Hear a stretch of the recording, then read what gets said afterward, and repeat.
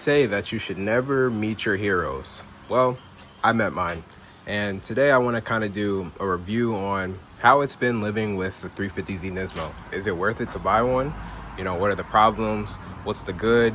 But before we do any of that, it's a lot of pollen on it. So I'm going to clean the car first, and then we're going to take it for a drive. And I'm going to tell you guys a little bit about the things that I don't like about the car, the things I do like about the car, and what are some things that you should look for if you are buying a 350 Z Nismo.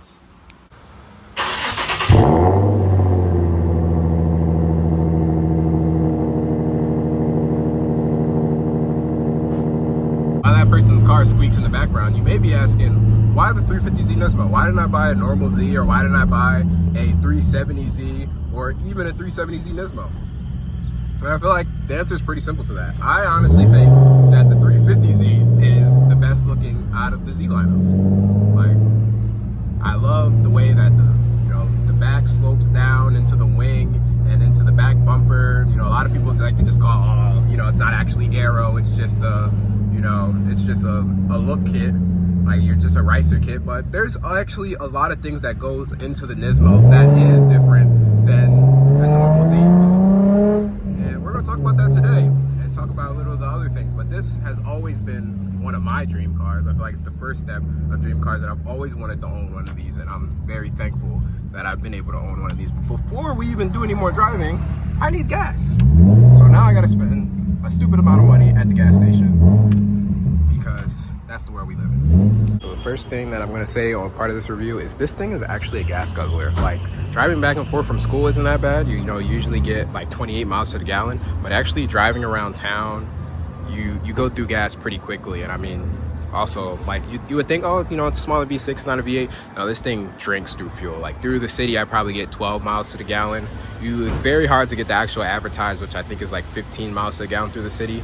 So just be cautious of that you are going to be going through gas a lot. And that's just one thing to think about.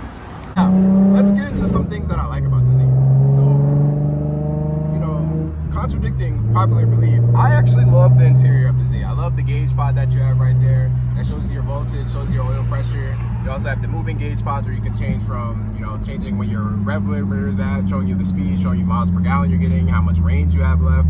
I love the dials on the Z. I mean, I've already talked to you guys how much I love the Nismo dials. I can't wait to not have a Christmas tree on there. I love how it shows you the number of what Z you have in here. It's just, everything's really nice. I love how the steering wheel feels. Do not like how the steering wheel feels without a grip though.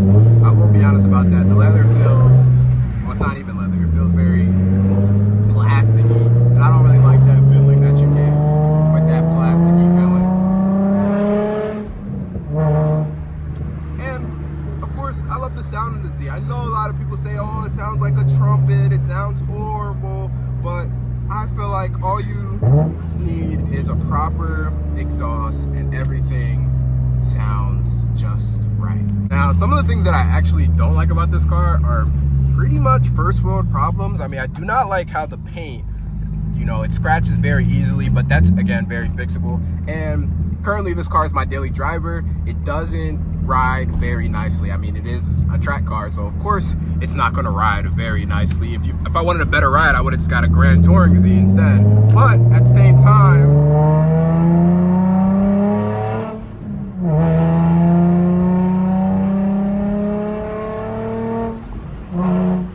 it sounds like that. So you give up on the ride a little bit, but it's not as bad as where it feels like it's breaking your back. It's just, I do a lot of long drives in this car, again, going back from school back here, and sometimes it does get a little bit bothersome. These seats are very thin, but again, I'm using a car that's not supposed to be a daily as a daily, so of course you're gonna have problems like that are gonna occur. Other stuff is, well and truly good to talk about, but the most important thing about the cars, or any car that you're buying or that you're thinking about getting, is how does it drive. And this car really truly is, like, I feel like you have to drive it for yourself. It truly is a track car for the road. I know people think about Zs and they think, just trumpets, just a bunch of guys that take over doing, burnouts and stuff, and crashing when they leave meets, which we'll get into later. But this car in the canyons is just so fun to drive with how light it is, how light on its toes. The driving feels like anywhere where you turn this car, it just goes, especially with the extra brake racing that you get with the Nismo, with the dampers, with the stitch, with the hand stitch welds that they add on these cars extra. It is all just accumulates to making one of the best driving experiences that I feel like you can possibly have. Like this car on the back roads, this car when you're just taking those nice turns, it just feels amazing. This car doesn't want to go in a straight line. It wants to be on the back roads. It wants to be on the track, and it's just such a thrilling experience when you get it on those types of roads, and it's amazing. It really feels like a go-kart. I know people like to throw that around a lot, like, oh, this car feels like go-kart, this car feels like go-kart. But this car truly does with how analog it is. I mean, you have this 6-speed manual here that you actually have to control yourself, and you have to put the clutch in. And a lot of new cars just don't have that anymore. And I feel like the 370, yes, it makes more power, but I don't feel like it's as light and it's on its feet as the 350Z is. Like this car, it just truly resonates with me when it comes to the driving experience, and I just love driving this car. Like, get into the sound department. I know a lot of people say, oh, BQs don't sound good, they sound really bad, you know, sounds like a trumpet, or some people put, you know, straight pipes in the car, and it sound, honestly, cars to sound like a tractor a little bit, but I disagree with that. I feel like all you need is a good sounding exhaust, and I just want to show you that right now.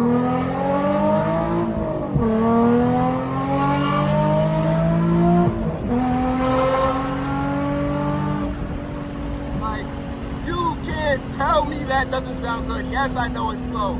Yes, it's, you know, it's not the fastest car in the world, but it sounds amazing. And you have this Subaru coming up next to me that's trying to race me, but I wasn't even worried about him. But you can't tell me that doesn't sound good. Yes, it sounds a little hornish, but you just need the right exhaust on here, which I feel is the dual Tomei Berg test pipes and a Motordyne resonated wide pipe, and it's going to sound perfect. Please do not buy your eBay exhausts. Do not straight pipe this car.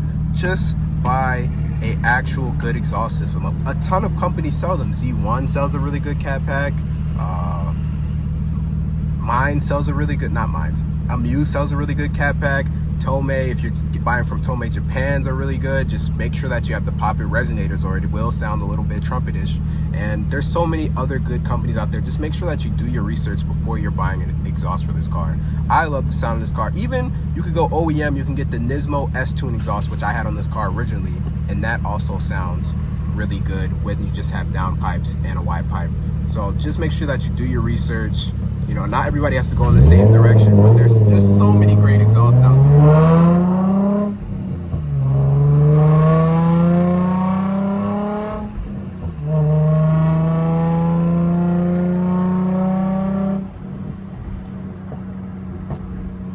There's just so many great, and you know, and it gives you a little bit of good backfires even without the tune. But I found the perfect spot. I mean, just look at this car with the Millennium Jade, with the Nismo body kit on it. Like, you know, the phone video just does not do this car justice with how good it looks, how nice this paint looks in this sunlight. But to get back to the pros and cons a little bit more, another thing that I would say is a very much of a con, again, track car, kind of for the road, not good as a daily. This car has no noise deadening whatsoever, like truly nothing in here. And you know, I could add some, line it up, but I feel like that would take away from the experience. So one thing that you're gonna have to deal with, you're gonna have to deal with the drone from the exhaust a little bit. Again, if you don't want a lot of drone, I would again recommend you get a Nismo S-Tune exhaust, but you're going to have a lot of that noise that you're going to be having from the tires, you know, picking up rocks, from the exhaust, from just everything going on around you. You're just going to hear it all, and it's going to get very annoying very quickly at times. Another thing that I do not like about this car, the brakes. I know you see the big Brembos, like, oh yeah, they're pretty nice. These brakes actually suck on true hard load, and I don't know if it's the calipers or the rotors. I've seen people on the forum say that it's actually the rotor problem, which I'm going to try to fix. I'm going to use the Z1 2-piece rotors instead of the stock rotors that you get, but it just feels like sometimes you don't get that grab or that actual feel that you want to get. I've bled the system, I've tried many different things, but it just hasn't worked for me in the way that I thought it would work. The best things with these cars is the reliability. The VQ, if well maintained, will take care of you. I know people like to say, oh, they burn oil. This isn't a DE, this is an HR. So it will actually do very good with not burning oil. It will treat you very right as long as you treat it very right. But I would say to get a different radiator, do not keep the stock radiator. That is why I upgraded to the Mishimoto radiator. It's going to do way better at keeping the car cool. So it's just some of those things that you need to think about when running your car, just making sure that you're doing the proper service on everything.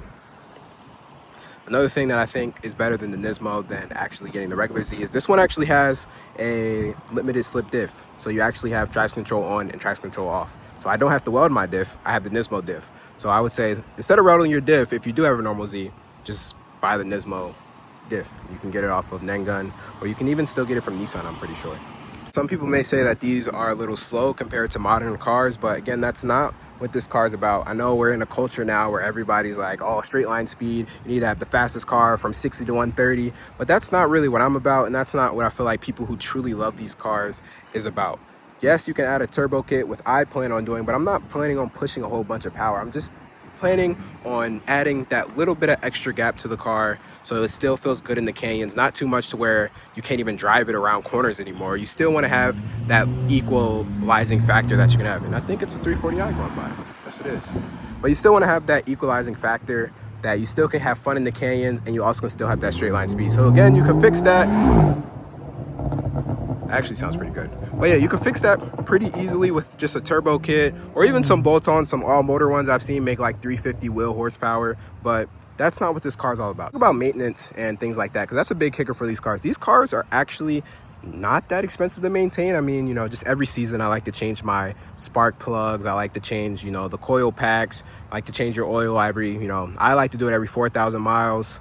And that's really all you're going to be spending on. Yes, you are going to be lighting up the rear tires a lot, so I would have a tire budget, but there's not really many things that you need to think about when it comes to these cars mechanically. Now, the underside, these cars do rust out a lot. I would say to have some money set to the side so you can get a cross member, because these cross members rust pretty fast, and if they rust too much, then you get to the point of it's hard to take off and you have to get to welding or burning bolts out of your car, and you really don't want to get into that. So I would say just make sure you look at the cross member of the Z you're buying, make sure that it can still be taken off, or if you are still buying one, just make sure that you already have that money for a cross member. You can get a stock cross member, which I wouldn't suggest you do. I would suggest that you get the Z1 cross member that's powder coated and it's built to not rust. What's next with this car? So once I get my daily in June, I plan to turn this car into the perfect 350Z Nismo. If you remember in my first video coming back, I talked about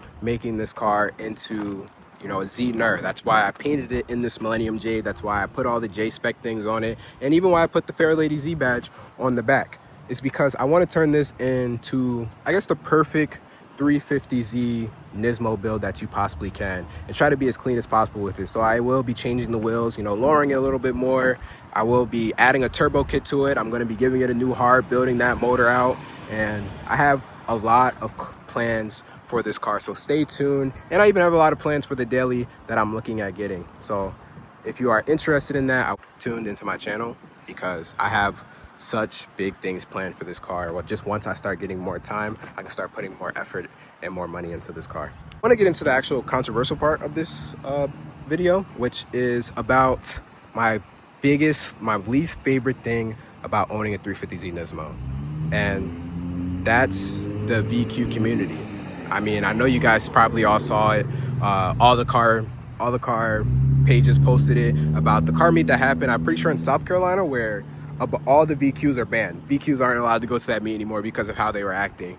So it's with these cars, you just get such a bad rap, and people think that you're a takeover guy, or you don't really know about cars. It's your first car and you're just going to be, you know, being loud and being obnoxious, and that's not me, and that's not a lot of people who buy these cars. And unfortunately, it feels like the ones who truly care about this car, truly know about the car, and actually love these cars and build them right, we are starting to become the minority. Unfortunately, you have the majority of guys who are ruining it for the guys like me who just love going to car meets, love building my cars tastefully, and it's killing the vibe. Honestly, it's really killing the vibe, and it's really draining. And there's been times where I even thought about I guess I'll just sell my Z Nismo, because everybody's going to hate on us VQ owners because of how the majority of them are acting. But I just had to have that self-reflection with myself, knowing that I'm not one of those guys.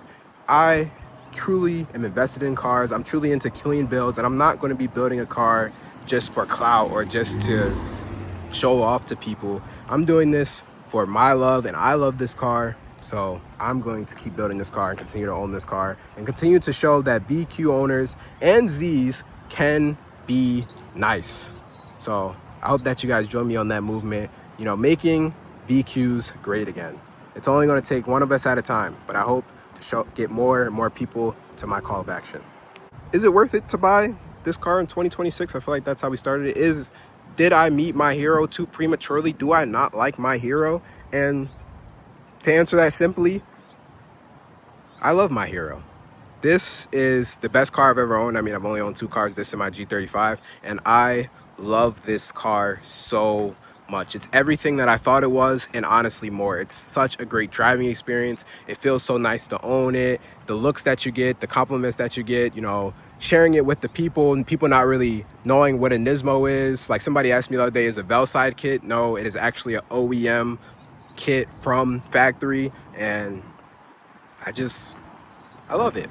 Like, yes, the ride is harsh sometimes. Yes, you know, I'm on a long drive and the drone's a little loud. And yes, you know, the noises are just loud because the noise dampening. And yes, the interior is a little outdated, but I love all those things about those cars because new cars do not have that anymore. You know, yes, I get a bad rap sometimes because I have a VQ, but I feel like I'm turning that in the Philadelphia car community. When they see my car, they think, you know, oh, that's a respectable guy. I'm trying to get that in other places, but I just truly love this car. You know, this, like, honestly, the negatives that I gave today are things that don't even bother me really. I love it, and I wouldn't trade it out for any other car in this field or any of its other competitors. So if it were up to me, we all would have Z Nismos, but unfortunately there's only 1,600 of them. So yeah. That being said, that is the end of today's video. I just wanted to give you guys a review on the 350Z Nismo. Please comment down below, what is your dream car? And if you liked today's video, please like. If you are interested in seeing my build come along, please subscribe. And if you didn't like it, please dislike, do whatever you want to do. But thank you guys, and I hope you enjoy the rest of your day. Peace out.